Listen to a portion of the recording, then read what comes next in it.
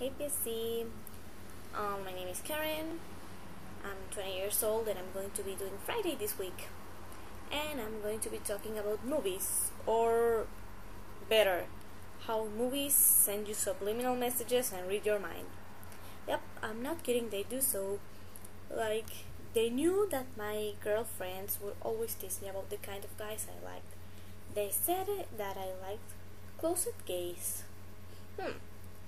And I would always take the book I was reading and I would be like, look, and to set an example, look, here it says that Cedric Diggory likes girls.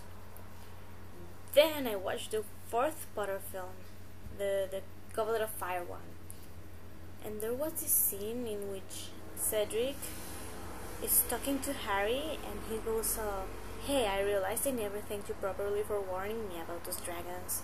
You know, the prefect bathroom on the 5th floor.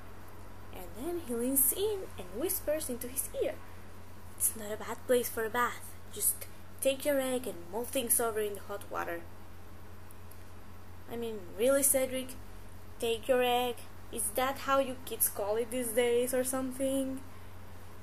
I mean, I watched it in Spanish, and in Spanish, the word for egg, it's slang for penis. There you have me laughing hard in a theater full of children and angry parents. Yeah, I know it's really immature, but it was like, okay, this can't be happening. And it didn't help my case at all when Cedric revived and suddenly became a sparkling vampire fairy. But that's an entirely different story, I think. In the subject of Twilight, I love to hate it. It's widely known that I love to hate it, and I must confess that it gave me a fear of people reading my mind. I know it's irrational, but I do have this fear, and it was confirmed when I started writing this novel I had planned out. It was about this girl, not exactly a princess, but she was trapped in a tower, and the guy who rescued her was a thief. He was no prince, he was a thief. And then I watched Tangled, and I was like, really, Disney?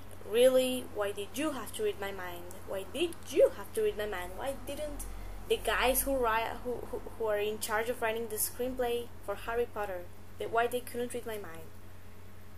They would have had a straight Cedric, and they would have killed Peter Pettigrew in the last movie, which I think it was a huge mistake that he wasn't killed off. But yeah, I wish they would have read my mind, or the books, whatever works best. And I know I'm being really hard on these movies, but I think it's possible to make a really good movie and still be loyal, be faithful to the book. Like this 2008 movie called Blindness.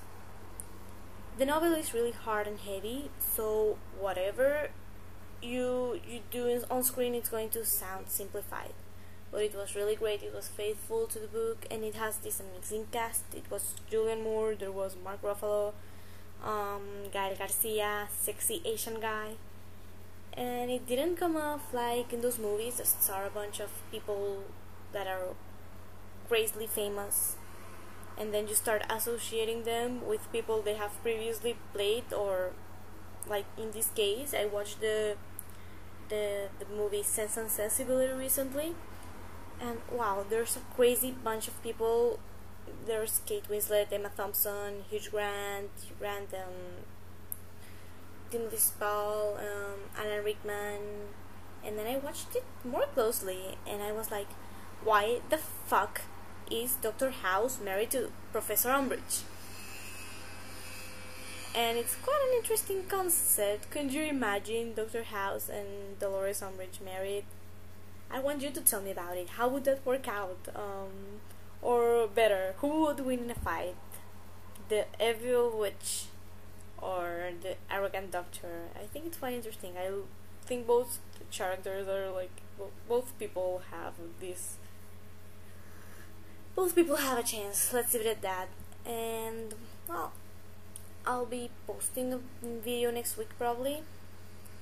I think it will happen, so I guess I'll see you then. I love you guys.